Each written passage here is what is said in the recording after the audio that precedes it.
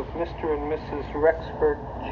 Tugwell in Santa Barbara, California, January 21st, 1965.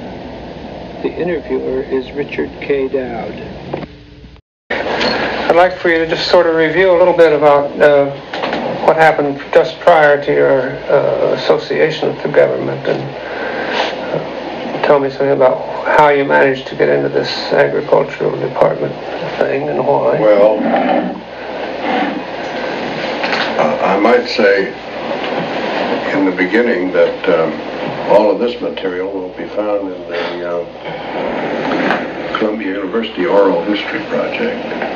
I've done some interviews for them and gone over this period pretty well, but roughly I was a professor at Columbia and got to helping Roosevelt during the campaign, and then I was asked to be Assistant Secretary of Agriculture, and then I became Undersecretary of Agriculture, and then I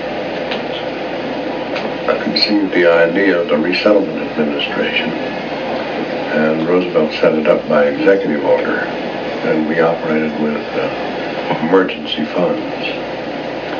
And it was the companion piece, really, to the WPA of Hopkins and the various successive preceding organizations.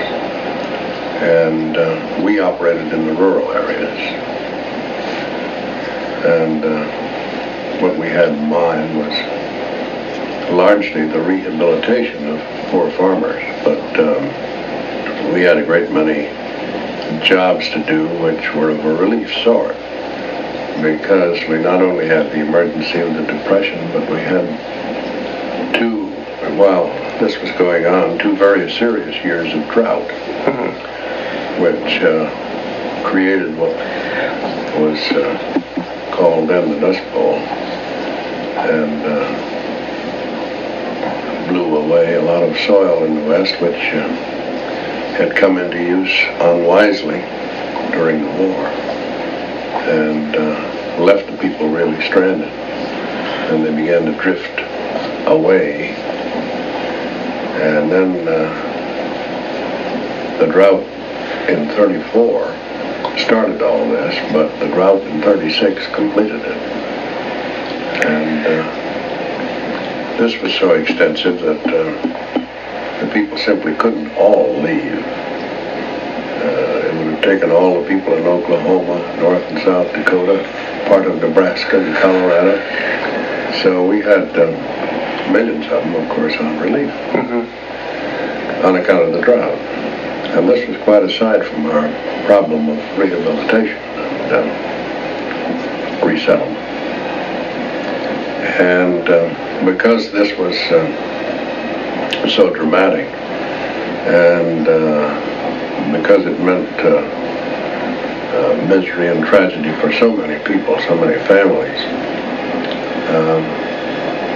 and because we hoped it would never happen again, at least not in the same way, we thought not only that we ought to have a record of it for future generations, that's the historical part, but also to show people who weren't involved in it how extremely serious it was. And then, of course, there was the other part that these people who had all these skills in order to do this were mostly unemployed themselves, and delighted to get the opportunity to work.